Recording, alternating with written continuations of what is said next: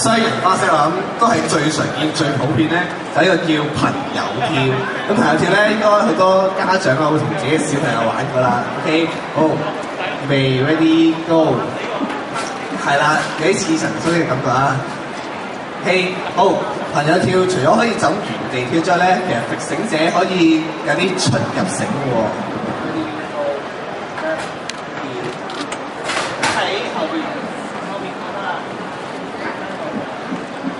好，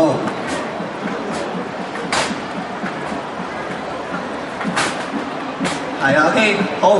除咗最簡單、最基本嘅朋友跳之外咧，其實而家可以再多啲花樣。你而家見到有啲人咧攞咗一條繩喺手，係咪？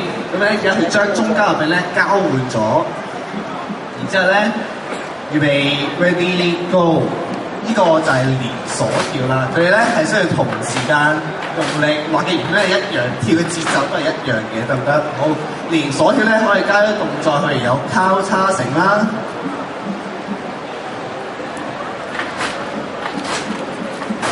OK， 好，有啲轉身嘅動作啦，預備 ready go，